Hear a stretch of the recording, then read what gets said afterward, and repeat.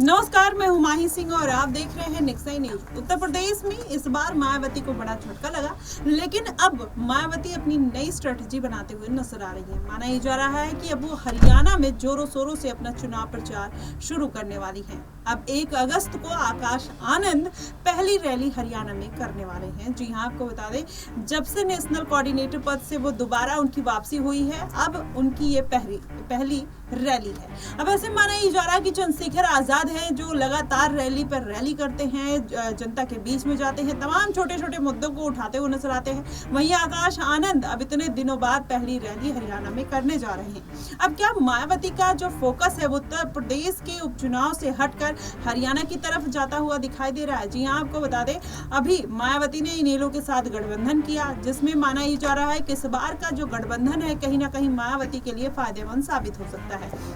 ये बात इसलिए निकल कर आ रही है कि 1998 में मायावती ने अंबाला में इनेलो के साथ गठबंधन किया था और उसका उनको फायदा मिला था, वहां से वो जीत दर्ज करती हैं। अब ऐसे में मायावती अपनी पुरानी रणनीति और पुराना इतिहास फिर से दोहराते हुए नजर आ रही हैं। आकाश आनंद की वापसी हो गई है। अब देखना ये होगा कि एक विवादित बयान के चलते आकाश आनंद को पार्टी से बाहर का रास्ता दिखा दिया गया था, लेकिन क्या इस बार आकाश आनंद वो गलती करते हुए नहीं नजर आएंगे? क्या भारतीय जनता पार्टी के ऊपर हमलावर नहीं रहेंगे, भारतीय जनता पार्टी से बचते हुए नजर आएंगे? वहीं अगर देखा जाए तो मजबूती के तौर पर अखिलेश यादव की पार्टी जिस तरीके से सामने और चुनौती बनकर खड़ी हुई है, क्या अखिलेश यादव को अब आकाश आनंद घेरेंगे या फिर आने वाले दिनों में एक दरवाजा खोल के रखेंगे कि आकाश आनंद और अखिलेश यादव के गठबंधन को लेकर? जी हाँ, ये सवाल इसलिए खड़े होते हैं, जब आकाश आनंद को नेशनल कोऑर्डिनेटर पद से हटाया गया था तब कहीं ना कहीं अखिलेश यादव उनको सपोर्ट करते हुए नजर आए थे और मायावती को खरी खोटी सुनाते हुए नजर आए थे।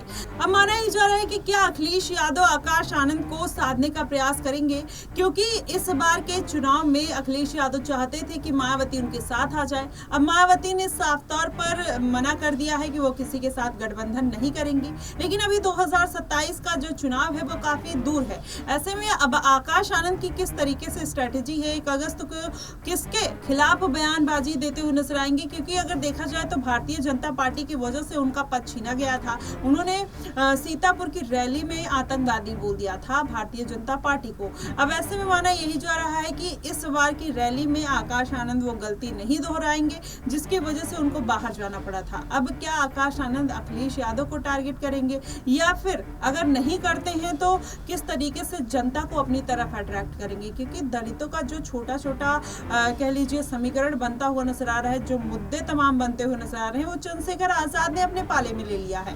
वहीं कावड़ का मुद्दा हो, चंद्रशेखर आजाद खुलकर बात करते हैं, नीट का मुद्दा हो खुलकर बात करते हैं, हाथरस का मुद्दा हो खुलकर बात करते हैं, योगी सरकार को घेरते हुए नजर आते हैं। तो आप देखिए कि किस तरीके से एक कड़ी के तौर पर कहीं ना कहीं बहुत सोच समझकर चंद्रशेखर आजाद प्लानिंग करते हैं और उनकी जो प्लानिंग है कहीं ना कहीं सक्सेस होती हुई नजर आ रही है। वहीं आकाश आनंद जिस तरीके से हड़बड़ी में उनको लॉन्च किया जाता है, उसी तरीके से पार्टी से बाहर का रास्ता दिखा दिया जाता है। फिर कहीं ना कहीं अब वापसी करते हैं। अब हरियाणा में उनका पहला एक कह लीजिए जनसभा है, तो ऐसे में किस तरीके से जनता को साधते हुए नजर आएंगे, ये देखना दिलचस्प होगा। अगर भारतीय जनता पार्टी को नहीं साधते हैं तो क्या अखिलेश यादव को निशाने पर लेंगे? अगर अखिलेश यादव के साथ वो किसी भी तरीके की दुश्मनी मोल लेते हैं तो जाहिर तौर पर आने वाले दिनों में गठबंधन का रास्ता भी बंद होता हुआ दिखाई देगा। अब आकाश आनंद अगर ये पार्टी अपने हिसाब से चलाना चाहते हैं तो कहीं ना कहीं कुछ दरवाजे उनको अपने लिए खोलकर रखने पड़ेंगे, वो उनकी मजबूरी है। इसके पहले जब इंटरव्यू में उनसे पूछा गया था कि क्या आने वाले दिनों में आप किसी के साथ गठबंधन में जाएंगे, तो उन्होंने कहा था कि राजनीतिक फायदे में अगर लगता है कि जाना चाहिए और मैं फिर अपनी शर्तों के साथ किसी पार्टी के साथ गठबंधन करता हुआ भी जरूर दिखाई दे सकता हूँ। इस तरीके की बातें आना कहीं ना कहीं इस तरफ इशारा करते हैं और इस बात की तरफ ले जाते हैं कि हो सकता है कि आकाश आनंद के ऊपर जब सभी जिम्मेदारी पार्टी की आ जाएगी तो आकाश आनंद किसी भी तरीके का गठबंधन करने में कोई गुरेज नहीं करेंगे। फिलहाल आपको क्या कुछ लगता है, आप हमें कमेंट बॉक्स में जरूर बताइएगा। फिलहाल के लिए बस इतना ही। देश और दुनिया की तमाम खबरों के लिए हमारे साथ बने रहिएगा निक्सई न्यूज।